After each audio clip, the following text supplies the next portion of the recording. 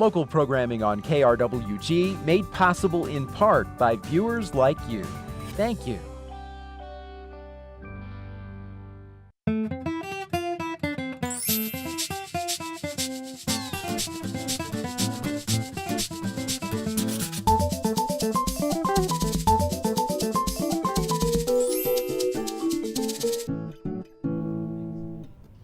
Welcome to Fronteras, a Changing America. I'm Edmundo Resendez. Many Americans enjoy the growing trend of food trucks, which have allowed generations of immigrants to bring quick and delicious food to customers conveniently. The following feature was produced by Benjamin Escobar, a student of Jersey Village High School in Houston, Texas. Houston has a total population of 1.1 million immigrants. The easiest way to explore and share culture is through food. Come with me as we venture off into the land of food trucks. Food trucks have changed the way we think about food. It expresses culture from different countries, and one of the most common is Mexican food. These Mexican food trucks date all the way back to 1974, when Raul Martinez converted an all-ice cream truck into the nation's first taco truck and parked it outside a Los Angeles bar, according to the history of American food trucks. For many immigrants, these trucks have changed their lives, and to know more about them, we went to a local food truck named Chilanguitas and spoke to the owner on how her food truck came to be. Mi meta es abrir más trailers para mejorar y hacer más empleos. Los permisos es muy difícil, pero ahí está. ¿Y usted piensa que la comida que usted sirve es como una expresión de su cultura? Sí, mexicana, del Estado de México. The fact that you can get a bite of Mexico just around the corner in such a unique way is amazing.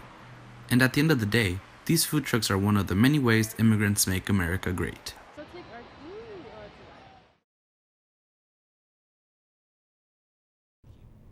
A Juarez group seeking to spark tourism in the area wants you to know there's plenty to do in the Borderplex. Borderplex tourism is the topic on today's Fronteras, a Changing America.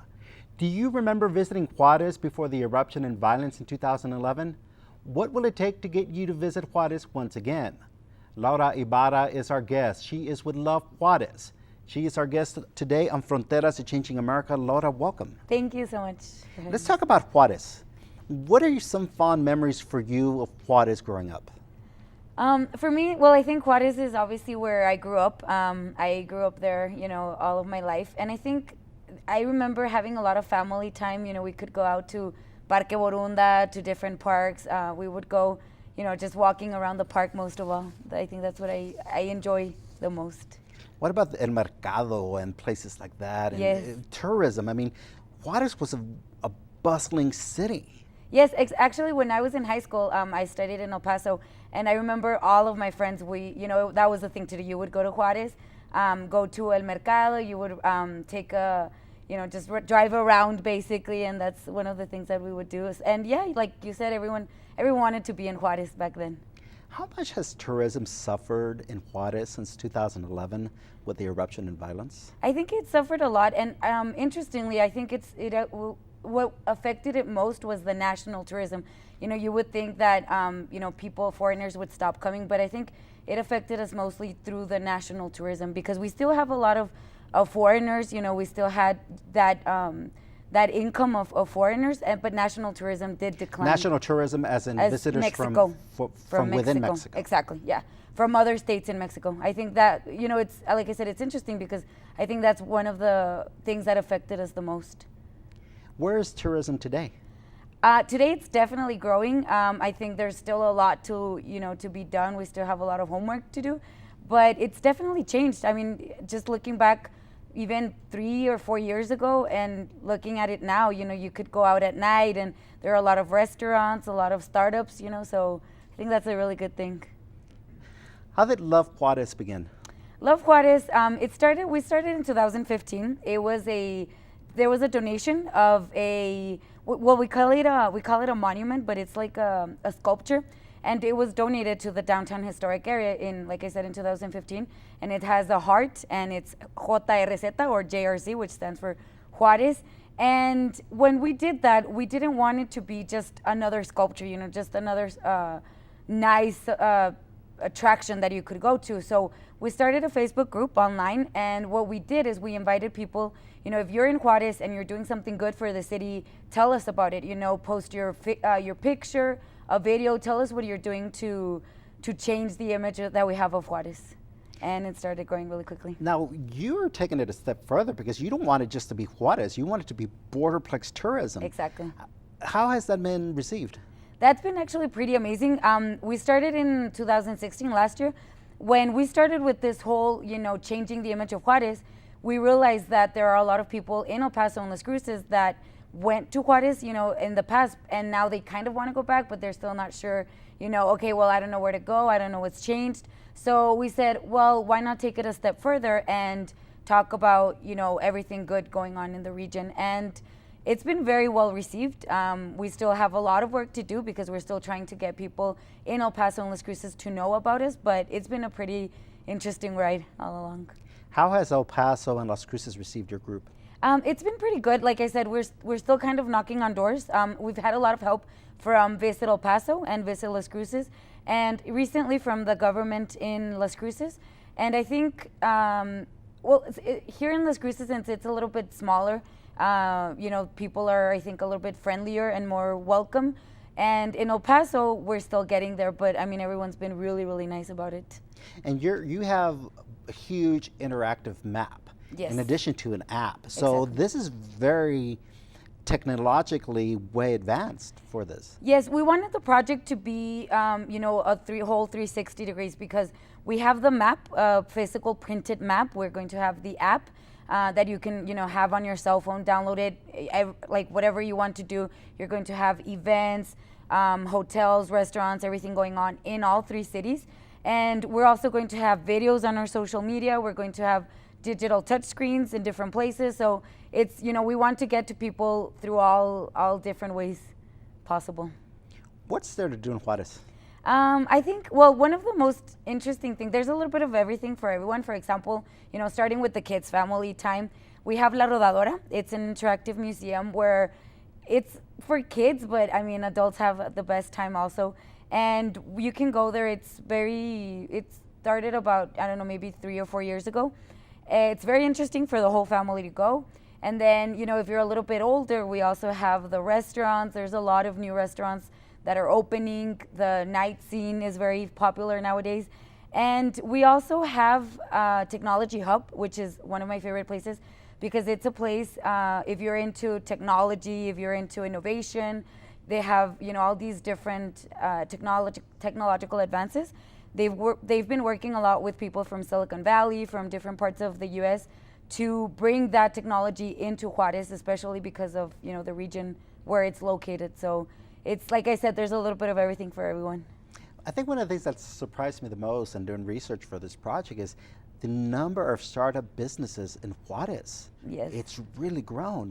Why do you think that is? I think, that's a good, interesting thing because, for example, my brother is 22 years old, and I know a lot of his friends that are around that same age. They have a lot of trust now, and I think they're millennials, so they have, I can do that. So they're opening, food trucks, they're opening restaurants, they're opening bars, a little bit of everything because they have, I think it's when you believe in a city, you want to invest in it. So I think that's a very good sign that Juarez is, advancing in you're going to see a lot of cafes, things like that, because I think people have regained our trust in the city. We know that this is, we're just headed forward now. Talk to me about the business culture. How have businesses in Juarez proper received Love Juarez? It's been really amazing. Actually, a lot of the things that we've done, a lot of the activities that we've done for Love Juarez has been because of those people, business people that had stayed here, in Juarez during the bad times. And the people that, we say that the people that stayed in Juarez and that are still there, we're the ones that are focused in seeing Juarez grow. So, like I said, I think Juarez has progressed and has sort of seen a rebirth because of everyone, because of the government, because of, businessmen, because of students, teachers. It's a little bit of everything. So we couldn't have done this without, each of those parts. So it's been very helpful. Now, we've talked about the businesses. They've received this campaign pretty well. What about everyday citizens of Juarez? How have they received it? They've received it very well. It's actually, when we started this, we had no idea that, we were going to grow so fast. We actually have products now that we have in the mall in Las Misiones, and people recognize, they see us as the brand. A lot of people have reached out to us saying, you know what, I want a t-shirt, I want a mug, I want something to represent Juarez, because I think this has helped a lot since we're getting that identity back, of who we are as a city, as citizens, and what we can do, on our everyday life. So it's really fun to see, you're driving down the street and you see a lot of like the JRZ stickers, the JRZ. So that's really fun because it's people have, they're identified with this city branding that has been created. What about politicians? How have they received it? It's been a little bit of everything. They've been very helpful in general because actually in this government especially, they've reached out to us and they're saying, you know what, we recognize what you're doing, so what can we do to help? At first, it was kind of like, we don't know who you are, what are you trying to do? And there was some sort of competition because they were like, well, you're doing, I feel like that's what they saw it, like you're doing what we have to do. But now it's why not work together? Why not, if we can help you with something, if you can help us. So it's been, we're getting there as different entities working together. Let's talk about some of the challenges that you face. I mean, again, there's this perception, on this side of the border, you've got an administration that's talking about the border being very violent, when in reality, you look at El Paso, always in the top 5 as safest cities in the country. How do you overcome this perception that Juarez is a violent city? I think it's a lot of hard work. It's something that depends on everyone. Like I said, it doesn't just depend on the government or on NGOs. It depends on everyone, and it is really hard because we have Juarez has that stigma that it's a violent city, even though that's in the past. But I think it's like something that we have to do every single day, and that's kind of what the message that we're trying to get out, that we did go through some hard times. We're still kind of recovering, we're healing, but look at these good things going on. So it's, like I said, it's hard work, but I think we're getting there. What are some good things that are happening in Juarez? For example, we've seen a lot of foreigners that are, I think that's, for me personally, that's one of the most amazing things, where you see, we had a girl from Colombia and she fell in love with the transportation in Juarez, the rutas. She was like, oh, the Oriente Poniente, and we're, like, for us, the bus system is, we don't like it, and it's something that you get used to and we complain about it. But to see someone from another country, talk about burritos and margaritas and everything, that you kind of forget is cool, and they fall in love with it. It's really fun it's reassuring that, Juarez is very welcoming. Like I said, that's my favorite part of the good things going on in Juarez. We have a lot of activity in the downtown area, so I think that's also a very good sign. You can go there on a Saturday, Sunday, just cross the border, your downtown area, and you're going to see folklorico dancers, you're going to see, we had opera singers, opera downtown, which is really interesting. So it's fun to see all these little things and big things coming together now in Juarez. What about el Mercado? Has the Mercado made a comeback? I think it's getting there. There's actually a tour they have it on, like, I think in the weekends evening, and you have a tour of the city, and it's called Mitos y Leyendas. So it's really fun because leyendas. Okay. So it ends at the Mercado, and then you walk, in, and it's all dark and it's kind of scary, and they're telling you the story of El Mercado, but on the other hand, you have these scary things going on, like it's a haunted house. So it's really fun, and then you come out, there's food, there's music, and so it's a little bit of everything. So yes, it's definitely making a comeback. The whole downtown area actually is. What other popular attractions exist within Juarez? We talked about the museums, we talked about Mercado. Are steakhouses still very popular? Restaurants very popular to go to? Yes, we have a lot of international and local restaurants that are opening. We have Great American, which is also here in the U.S., but we also have, like for seafood, we have Villa del Mar, which is very iconic in Juarez. Also, it's been around forever. We have La Nueva Central. They have 2 locations now, and it's downtown. You could go there at 3 in the morning, and it's going to be packed. It's full of people. Their coffee is really good. Their bread, pan dulce, or sweet bread, as we call it. And so I think, like I said, that's a really good thing to look forward to. That you could go there at 3 or 4 in the morning after you go out, after a night out, and you can have some menudo or some typical food there. So it's cool. You've been doing this since 2015 and very active since 2016. What surprises people the most when they come and they're part of these tour groups? How are they pleasantly surprised? I think the experience that we've had is that they are surprised that, I feel like a lot of people, for example, we were going to take a tour from some people from Las Cruces actually, and as we were walking towards the bus, it's, this big turibus, and it's very lively and everything. So we had some people from China, they were from the UK, from India. They were architects that were studying in El Paso, and they crossed the border. They had no idea what to do. And then one of the guys, he came up to me and he said, you know what, I'm not sure because I'm scared, and is it safe? And we said, you know what, if we weren't sure what we're doing, we wouldn't ask you to come. So please, come. At the end of the day, he was the happiest person ever. He was like, I've been to different countries and I had never experienced such a good time in my life because the people are very friendly. You're going to see, everywhere they went, everyone wanted to take pictures with them because they were so different. And so I think that's what surprises them, the fact that you can go out in the streets and you can, do all of these fun activities, and you are going to have a lot of fun and you are going to meet a lot of interesting people. So I think that's what surprises them the most. What about the culture? You say that the citizens of Juarez are very receptive, they're welcoming. How do the citizens of Juarez overcome these perceptions? I mean, do you feel like they're trying extra hard to be nice to tourists? I don't think we're trying extra hard. Honestly, I think that's just the way we are. Like, we've always been, we have a joke where, we invite you, I don't know, if we're in a group of friends and we meet someone, we're like, come to a carne asada, in my house. And we've never had that distinction. And I think that's one of the good things in Juarez, especially when you compare it to other states in Mexico, that we're very friendly, we're very welcoming. You could go to the store in PJs and no one's going to judge you. So, like I said, we've always been like that. But now that people are starting to come back, we feel like, now is our time to shine. Let's show the world that we are, good hosts, especially like when the Pope came in February of last year. People went out to the streets and had burritos and they had water bottles, and nobody asked them to, we had an activity where like, we can give you some bags to do it, but people out of their hearts decided to do that. So like I said, we've always been like that, and I think that's what makes it better or, easier for us to move along. Seems like there's a lot of civic pride for the community to want to make the city shine again. Exactly. Yeah, I think we know that it's in everyone's best interest, because we know that if we have people come over, businesses are going to grow, our families are going to be better, our kids are going to have, somewhere to play and be safe. So it's a win-win situation. So we're trying to get there. For sure. What's your favorite thing to do in Juarez?